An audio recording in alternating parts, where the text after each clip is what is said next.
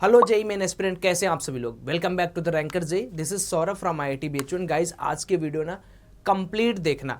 मैं ज़्यादा बड़ी वीडियो बनाता नहीं हूं और ज़्यादा वीडियोस नहीं बनाता हूं, बट जो बनाता हूं वो समझिए आपके स्कोर को 100% बूस्ट करेगा। ध्यान दो यहां पर कि आप ना इस बार जो है ना वो जा रहे हो करो या मरो वाली कैटेगरी में, क्योंकि आपने क्या देखा, आपने फर्स्ट फेज का एग्जाम देखा और फर्स्ट फेज का एग्जाम देखने के बाद अगर आप अपनी स्ट्रेटजी इस समय पेपर अटेम्प्ट वाली नहीं चेंज करते हो, और मैं हर शिफ्ट वाइज बच्चे की बात करूंगा, वो 4 अप्रैल से लेकर 9 अप्रैल तक जितने भी बच्चे हैं उन सारे बच्चों के लिए वीडियो काफी इंपॉर्टेंट होने वाली। आपको देखना है एक एक चीज, लेकिन उसके पहले आप सब लोग जो लोग वीडियो पे क्लिक किए हैं, आप लोग अपना शिफ्ट लिख दो। जिसको जिसको एडमिट कार्ड का इंटीमेशन लेटर आ गया है वो अपना लिख दे, और जिसका नहीं है वो वेट कर रहे हो, अभी जब आएगा तब आप लिख देना। और क्या आप टारगेट कर रहे हो मार्क्स का ये भी लिख दो, क्योंकि मैं बार बार बोलता हूं, जब तुम्हारे पास खुद का सबकॉन्शियस माइंड में कॉन्फिडेंस नहीं है कि मैं इतना नंबर ला पाऊंगा, और तुम कमेंट में वो चीज नहीं लिख पा रहे हो, तो एग्जाम में क्या करोगे। अब यहां पर जो पहली बात है वो ध्यान से सुनो। जेईई मेन का पेपर इस बार आपको पता है कि लगभग 3 लाख बच्चे ज्यादा दिए थे, और इस बार भी वो 3 लाख बच्चे आपके साथ अपीयर होंगे। लेकिन इस बार और उस बार में बहुत अंतर है। इस बार हर बच्चा सीरियस बन के जाएगा, हर बच्चा सीरियस बन के जाएगा, खास करके चाहे वो 12th पास्ड बच्चा हो या 12th में बच्चा हो, हर बच्चा क्या देगा, अपना 100% देने की कोशिश करेगा। तो ऐसी सिचुएशन में देखो, अमूनन सी बात है, इसको समझने की कोशिश करो कि जो लेवल ऑफ क्वेश्चंस पेपर है वो तो सेम ही आएंगे जैसा पिछली बार आया था, उसमें तो कोई बदलाव नहीं रहेगा। लेकिन जो प्रिपरेशन लेवल है बच्चे जो किए हैं वो कहीं ना कहीं इंक्रीज हो गया होगा। आप खुद से सोचो ना, क्या आप पिछली बार जितना तेज थे उतनी बार उतना ही तेज अभी भी हो? नहीं। आप कहोगे सौरभ भाई ऐसा नहीं है, हमने थोड़ी ज्यादा प्रिपरेशन इस बार की है। तो हर बच्चा यार वही काम किया है, इस वजह से मैं आपको क्या बोल रहा हूं, इस वीडियो को ध्यान से देखो। यहां पर मैं कुछ ऐसे पॉइंट्स बताऊंगा जिन पॉइंट्स के दम पर आप अपने स्कोर को बूस्ट कर सकते हो। ध्यान से सुनो। अब देखो, पक्की बात है कि करो या मरो की लड़ाई है। बच्चे ज्यादा एग्जाम के लिए तैयारी करके आए होंगे। यहां पर सोचना क्या है, 2 चीजें आपको यहां पर देखनी है। एक तो आपका लक सही होना चाहिए और एक आपकी प्रिपरेशन सही होनी चाहिए। अब आप कहोगे कि यार ये वाला तो पॉइंट सौरभ भाई समझ में आ रहा है कि प्रिपरेशन कर लेंगे, ये लक वाला फैक्टर कहां से आ गया? ये इसलिए आ गया दोस्तों, क्योंकि आपने पिछले बार का मार्क वर्सेस परसेंटाइल देखा होगा, तो आपको चीजें समझ में आई होंगी कि क्या चल रहा है, कैसे चल रहा है। नाउ द थिंग इज कि अगर मुझे इस वाले पर्टिकुलर अटेम्प्ट में तैयारी करनी है तो मैं 2 चीजें करके जाऊंगा। सबसे पहले स्टार्टिंग, मैं इसको ना सेकंड स्ट्रेटजी बोलता हूं।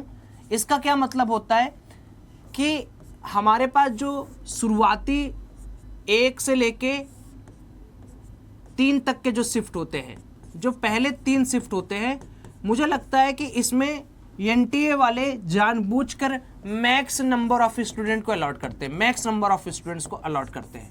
अब अलॉटमेंट जो होती है देखिए, वो एकदम रैंडम प्रोसेस है, लेकिन जो पर्टिकुलर सिस्टम है उस सिस्टम के हिसाब से, जैसा इस बार भी आपने देखा था कि कुछ बच्चे पहले शिफ्ट में ज़्यादा पढ़े, कुछ लास्ट वाले में ज़्यादा पढ़े। तो जो भी बच्चे यहाँ पर 1 से लेके 3 शिफ्ट के अंदर आ रहे हैं, मान लीजिए आपका 4 को आ गया, 5 को आ गया, 6 को आ गया, सबसे पहले तो आप लोगों के लिए फिजिक्स, केमिस्ट्री और मैथमेटिक्स के लिए कुछ नहीं, 2 दिन तक केवल और केवल PYQs करो और फॉर्मूला रटो।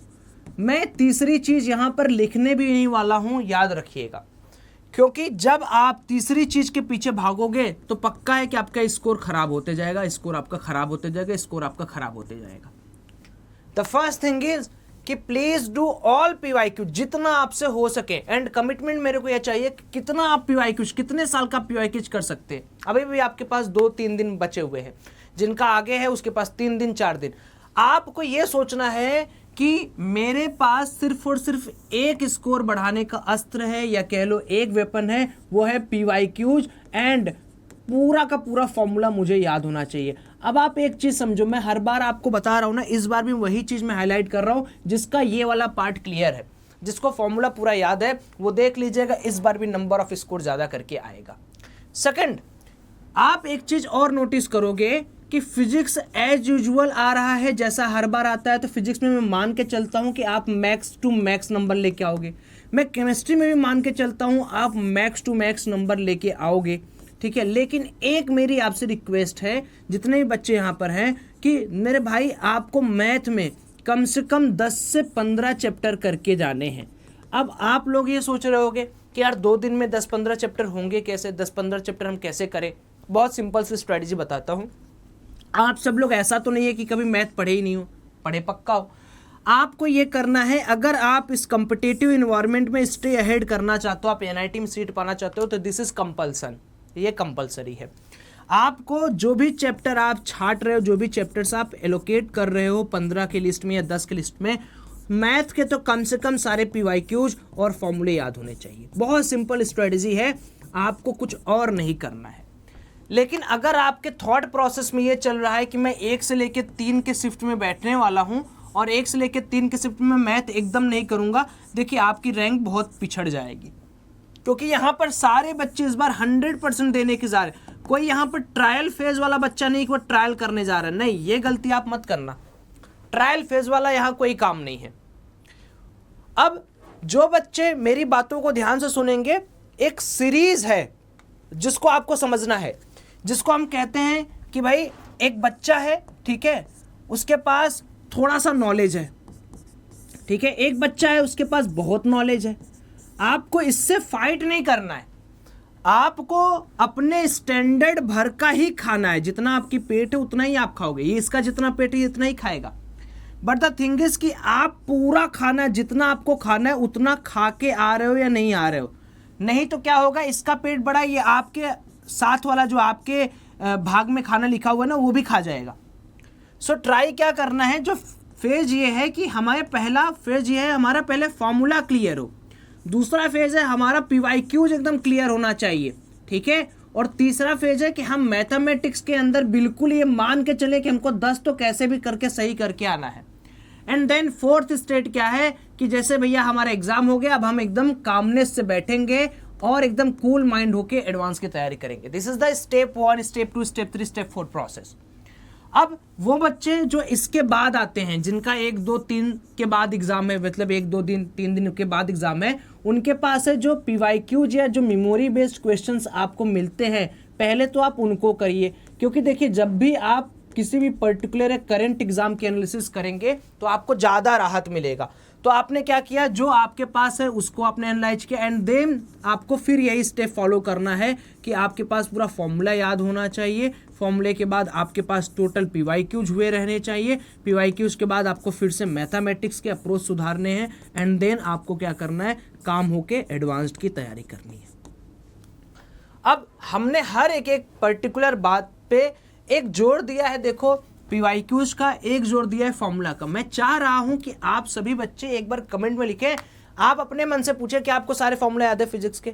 एंड अगर आप किसी भी पर्टिकुलर शिफ्ट का पेपर उठा के देखो, मान लो ये फिजिक्स का पेपर है, मान लो ये केमिस्ट्री का पेपर है, ठीक है, मान लो ये मैथ का पेपर है, आप किसी भी पर्टिकुलर शिफ्ट का पेपर उठा के देखिए, अगर आप 15 से 20 सवाल अगर आप फॉर्मूला बेसिस पर फिजिक्स में ना पाइए, तो इस यूट्यूब चैनल पे आकर कमेंट करिए कि सौरभ भाई क्या बात बोल रहे हो, फॉर्मूला पे तो सवाल ही नहीं आ रहा, ये फॉर्मूला बेसिस पे है।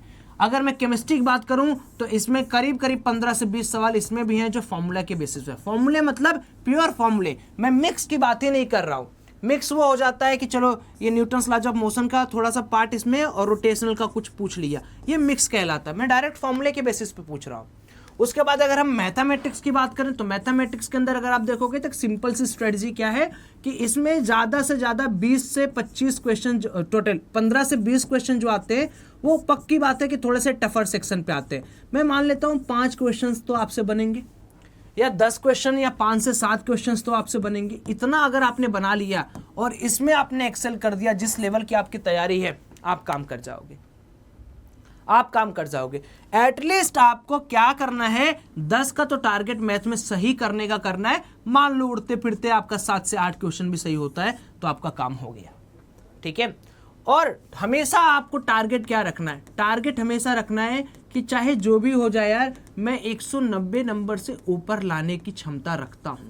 ज़्यादा नहीं लाना है आपको। आप सोच रहे हो कि 220 230 बोलूंगा, नहीं, 190 में आपको कॉलेज मिल जाएगा। मैं बता रहा हूँ, मैं ही काउंसलिंग कराऊंगा आपकी अगली बार। इस बार जब आप जेईई मेन दे के आओगे तो हम लोग इस पर काउंसलिंग वाली बहुत सारी चीज़ें आपके सामने रिवील करेंगे, ठीक है। तो अभी मैंने सारी स्ट्रेटजी आपके सामने डिस्कस कर दी, और देखो मैंने कोई भी चीज़ों में कहीं पर भी कुछ एक्स्ट्रा एलोंगेशन नहीं डाला है। बस मैं कह रहा हूं आपके पास फॉर्मूला होना चाहिए, आपके पास PYQs होना चाहिए। ये 2 अस्त्र हैं। जितनी रात को तुम पढ़ोगे, अभी तुम्हारे पास बहुत टाइम है, रातें 1 कर दो मेरे भाई, ठीक है। एक एक क्षण आपके लिए बहुत महत्वपूर्ण है।